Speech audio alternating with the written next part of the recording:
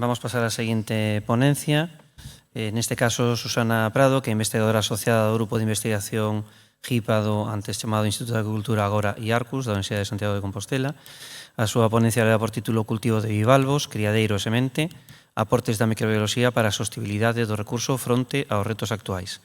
Susana é doutora en Bioloxía pola Universidade de Santiago de Compostela, traballa na microbioloxía de moluscos desde hai máis de 25 anos, formouse en investigación mariña cunha bolsa para especialización en patoloxía de moluscos no CIMA de Corón. Ao seu remate pasou a traballar na USC, baixo a dirección de Juan Luis Barja, que o temos aí diante, no Grupo de Investigación de Patoloxía da Cultura GIPA, cunha liña de investigación específica de microbioloxía no cultivo de moluscos e cunha orientación eminentemente práctica ao longo destes anos, ven abordando diferentes aspectos de interese neste campo, desde os relacionados cos criadeiros hasta aqueles que afectan as etapas iniciais do cultivo no mar. Os avances logrados están baseados en traballos de campo, colaborando con institucións e empresas galegas para tratar de axudar nos problemas específicos que afectan á acuicultura de moluscos, abordando coñecementos científicos que podan ser de utilidade para a mellora da produción. Susana, cando queiras. Bueno, buenos días a todos. Antes de nada, agradecerle a la organización y especialmente a él que nos ha dado y que nos en esta charla. Bien. Bueno, las gracias de nuevo, que se oigan bien. Y ahora voy a pasar a hablar un poco de unos aspectos algo distintos. Vamos a hablar de microbiología, pero de aspectos prácticos. Hay gente haciendo investigación en microbiología en Galicia fantástica, avanzando muchísimo el conocimiento relacionado con todo esto, pero de lo que voy a hablar yo ahora es de la parte más práctica, de la ayuda a la producción, de un poco la aplicación de esos conocimientos o del estudio de los problemas reales. Bueno, creo que ya ha quedado claro a lo largo de todas las charlas el problema de la acuicultura de bivalvos es un proceso multifactorial, no se puede resolver atendiendo a un solo aspecto. Entonces, yo me voy a limitar a hablar de la parte de microbiología. Hay dos características de los bivalvos que son importantes, que es, por un lado, son animales filtradores y, por otro lado, digamos que tienen un sistema inmune que no es completo, al menos si lo comparamos con otras acuiculturas como puede ser la de peces. ¿Esto a qué nos lleva? A que la influencia de la microbiota del medio es muy elevada. Desgraciadamente, la microbiología se asocia a las mortalidades. Entonces, hay una visión negativa. Parece que la micro solo vale para eso. Entonces, se suelen hacer muestras puntuales simplemente cuando hay problemas, con ello que corremos el riesgo de malinterpretar los resultados. Nos falta visión de conjunto y solo vemos las cosas cuando están saliendo mal, pero no sabemos cómo hemos llegado allí. Con lo cual, los controles que se hagan en el campo de la microbiología deberían ser series largas de datos para tener más información. En base a ello, hay que definir estrategias de gestión que nos permitan controlar esas mortalidades.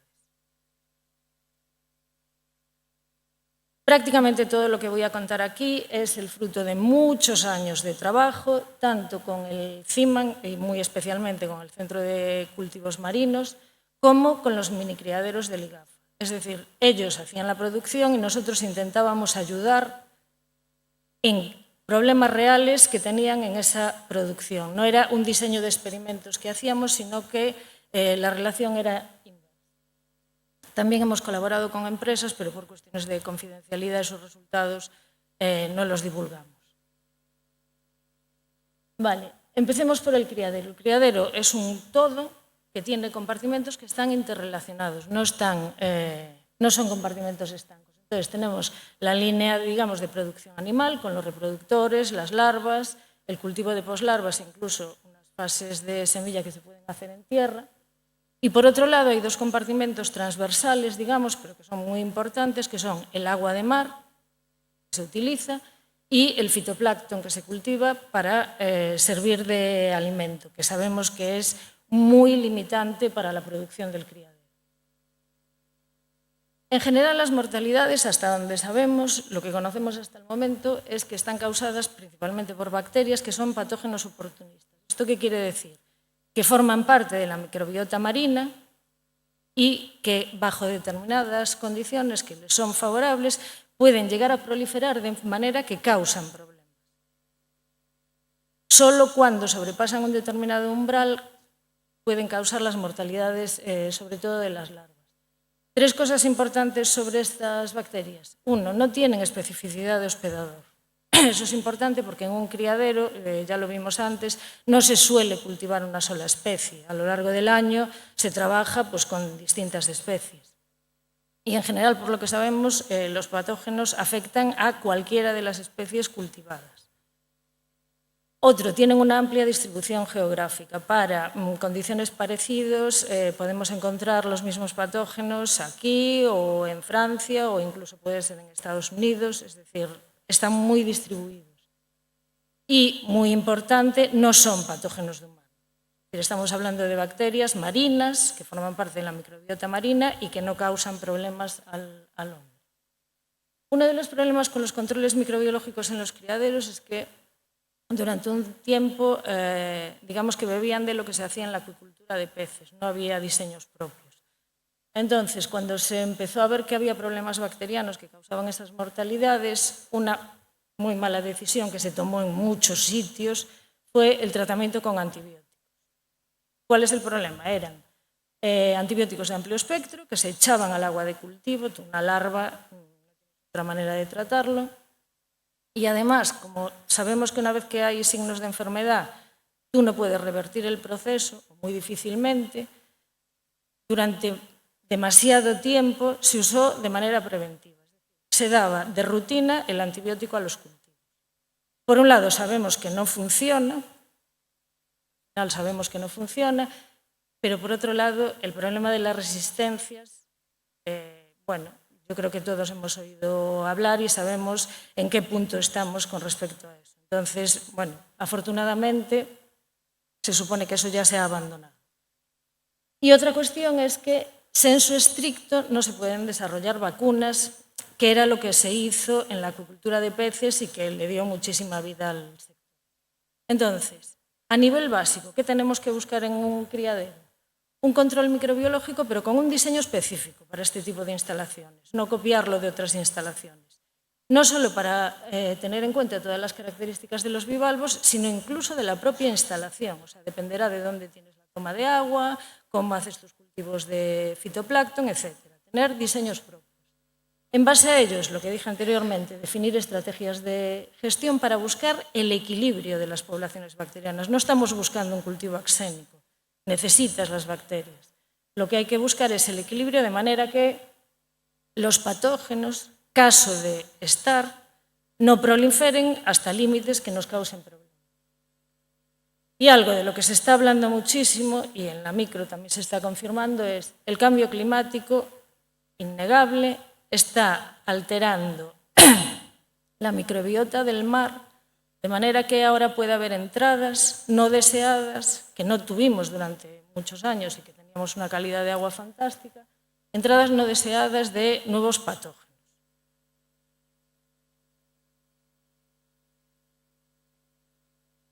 Vale. Con respecto a las fases iniciales de semilla, en Engorden el mar, me refiero solo a las fases iniciales. Sabemos muy poquito de la microbiota en esa etapa.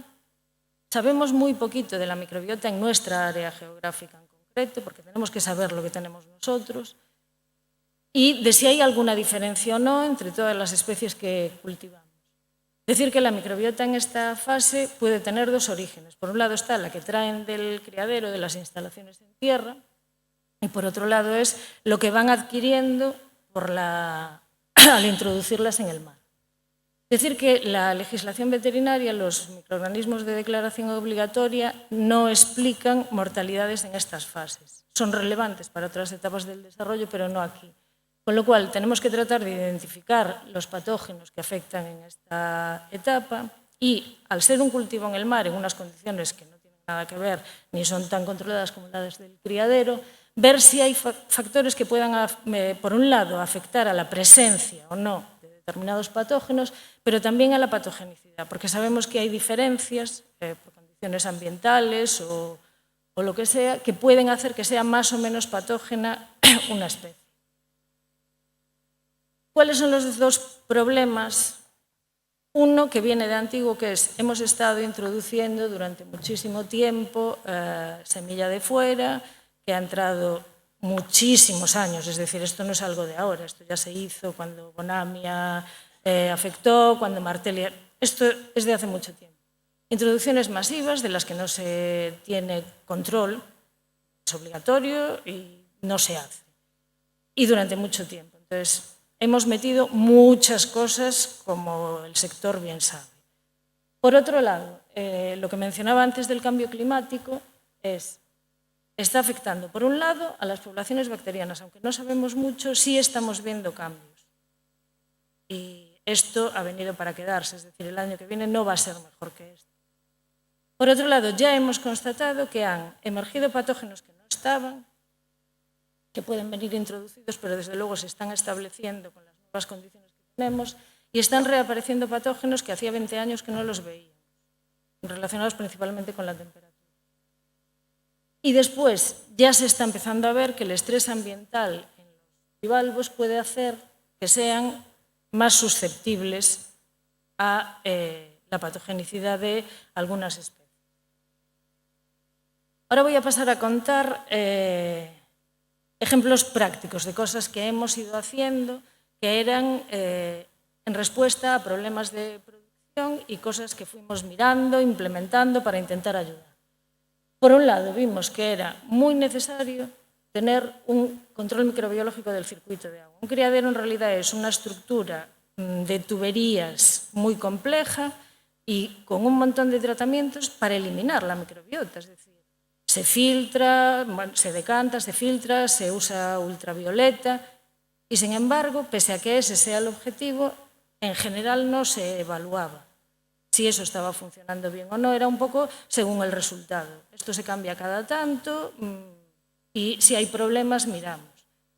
No es tan difícil, y eso lo han demostrado tanto en el CIMA como en el IGAFA, tener un protocolo de control, y hablo de un protocolo práctico que puede hacer el personal del criadero, para ir teniendo una idea de si las cosas están funcionando bien, si algún punto está fallando, si tenemos que estar atentos a algo. Otra cosa que hemos demostrado es algo que se sabe de sobra en micromasa sanitaria y tales seguro que han oído hablar, es la formación de biopelículas. Las biopelículas son estructuras que le confieren a los microorganismos propiedades distintas a las que tienen en vida libre, digamos.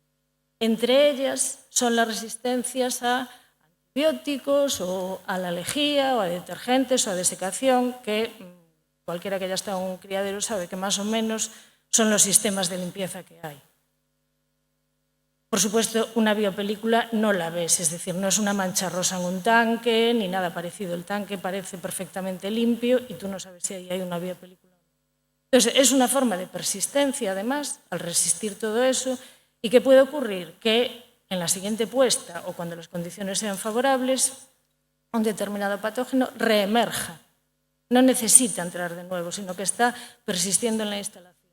Estos son imágenes de microscopía electrónica con 5 de los principales patógenos larvarios que se hicieron en condiciones de criaderos. Esto no es en el laboratorio, sino con tanques de cultivo, agua de mar, en un criadero, y vimos qué pasaba. Y vimos que todos tenían la capacidad de formar biopelículas. Entonces, eso es algo que hay que tener en cuenta a nivel práctico.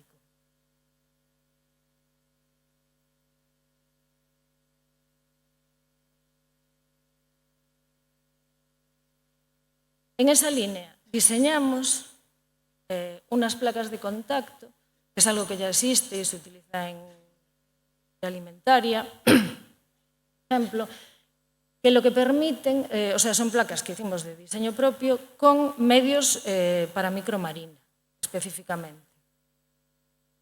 Necesitábamos que fuera algo de uso sencillo para que en el criadero se puedan coger las muestras sin más complicación. No necesitan ni entrenamiento, ni formación, ni nada parecido. En principio, las usamos, eso es en los minicriaderos del IGAFA, para las muestras de superficie, precisamente para ver si podíamos encontrar esos patógenos o cualquier bacteria. y vimos que funcionaban bien. Entonces, las aplicamos para evaluar las limpiezas de los tanques, en caso de duda, o no para hacerlas de rutina, pero sí si hay algún problema, y cosas como los tamices, por los que pasan todas las larvas del criadero, se meten en lejía y lo que se use y confiamos en que estén limpios. Pues tampoco está de más chequearlo. Y después, además, trabajando pues, con estos criaderos a nivel práctico, vimos que era una forma muy buena de recoger muestras de la semilla pequeñita, de poslarva, semilla, que es una etapa en la que mejor no manipular mucho, y con esto se podía coger directamente pues, de los tambores o de lo que fuera. Y demostramos con el uso práctico a lo largo del tiempo que éramos capaces de detectar los patógenos que desgraciadamente fueron apareciendo en estas placas, es decir, funcionan.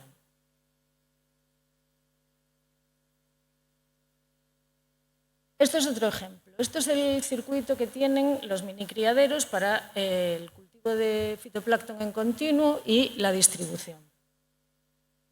Como tenían un sistema de control microbiológico, también un chequeo del circuito de fitoplancton, hubo un caso que resultó muy útil y puso de manifiesto por qué convenía tenerlo.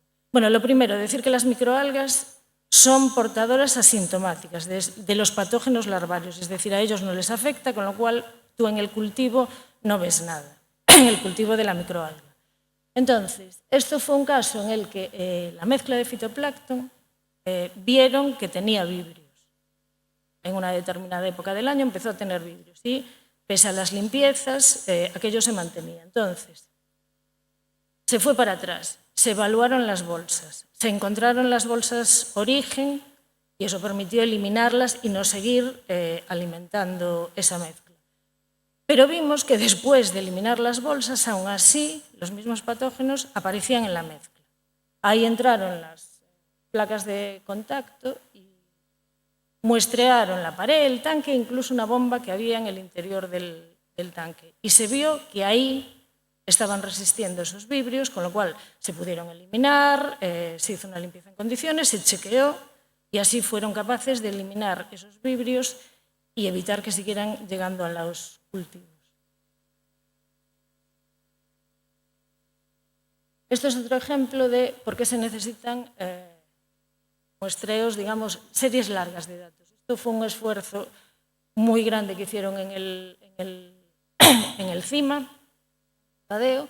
Entonces hicimos un seguimiento de la mezcla de fitoplancton para ver, que en teoría no suelen tener muchos vibrios, pero para ver qué encontrábamos a lo largo del año. Entonces vimos que había un patrón estacional relacionado principalmente con la temperatura. Cuando la temperatura sobrepasaba un umbral, empiezan a encontrarse vibrios con potencial patogénico. Como veis, están bastante concentrados en los meses de verano y eso es algo que se está alargando año tras año, pero bueno, es otro asunto. Y después incluso miramos también las mezclas monoespecíficas para intentar ver si había alguna especie que tuviera más tendencia o menos o que hubiera que vigilar a la hora de tener este tipo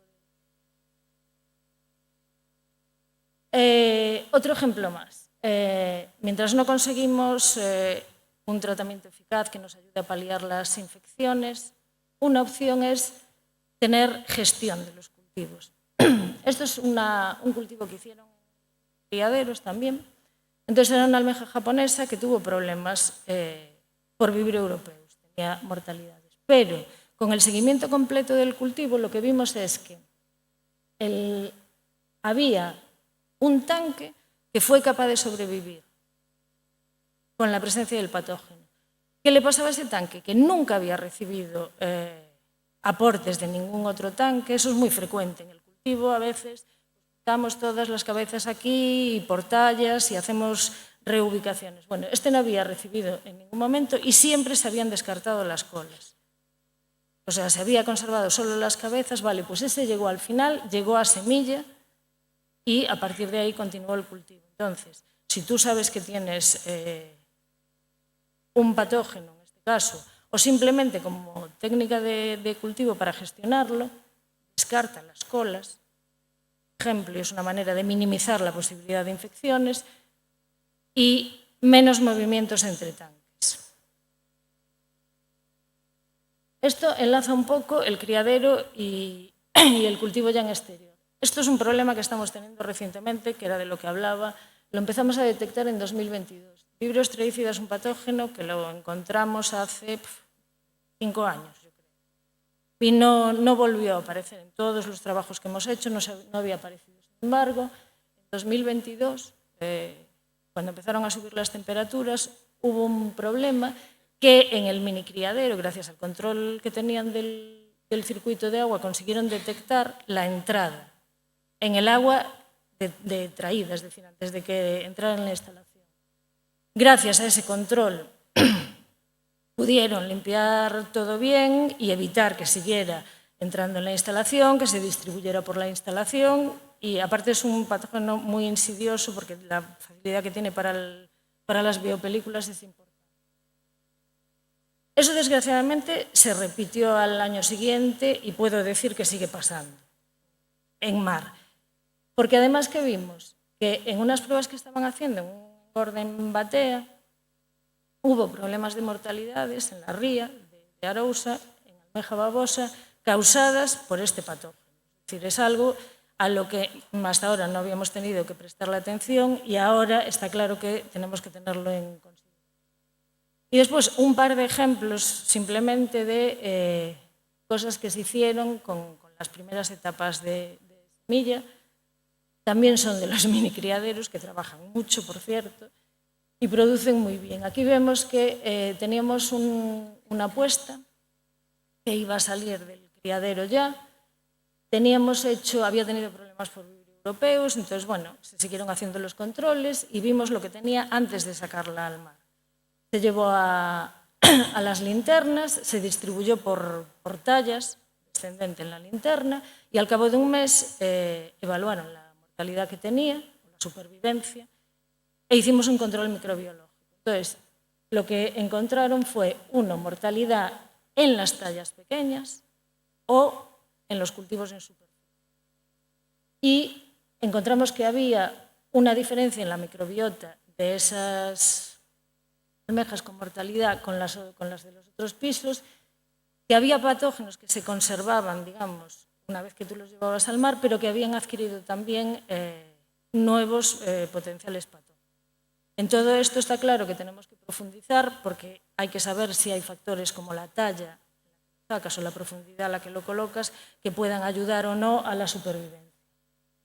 Y este es el caso que comentaba de las mortalidades por osteoicida, que es una prueba que hicieron ellos también de distintas densidades del cultivo, y vimos que las linternas que tenían los cultivos a baja y media densidad, digamos, tuvieron mortalidades causadas por lo que creemos, causadas por vibrio alginolíticus, y sin embargo las que estaban cultivándose a densidades más altas estaban causadas por vibrio estricida, es decir, afectaba de manera distinta uno u otro patógeno según la densidad del cultivo. Entonces, desde el punto de vista práctico, para ayudar, hay que integrar el cultivo con la micro. No tiene sentido hacerlo por separado. Digo para estos aspectos. Después se hace una micro de investigación fantástica, que es la que nos va a dar nuevos conocimientos para seguir avanzando. Pero para conocer lo que está pasando necesitamos series largas de datos. Las condiciones estamos viendo que varían mucho, necesitamos tener contemplado todo eso. Una foto en un momento determinado no nos da información fiable. Y hay que incorporar información biológica, información ambiental de todo esto que estamos viendo, todos estos cambios y todos estos parámetros, y de la gestión y manipulación, sea en el criadero, sea en la batea, de qué se hace con todos esos lotes de cultivo. Y creo que necesitamos desesperadamente criaderos autóctonos. Sé que hay muchos problemas, pero yo creo que tenemos que ir hacia eso. Por ahora aún tenemos agua de mar de buena calidad y esperemos que la sigamos teniendo. Y de hecho, de mejor calidad que muchos sitios que producen semilla que después nos traemos para aquí. Eso es muy irónico. Nos permitiría un mejor control microbiológico, la introducción de patógenos que llevamos haciendo, sean parásitos, sean tal, que llevamos haciendo tantos años, se reduciría muchísimo y además se podría adecuar a la demanda. Si los tuviéramos aquí no sería, bueno, lo que decían ayer productores, no, nos encantaría cultivar tal, pero no tenemos semilla, nadie nos da semilla. Entonces creo que es algo que hay que plantearse a corto o medio plazo para ayudar a la acuicultura de bivalvos.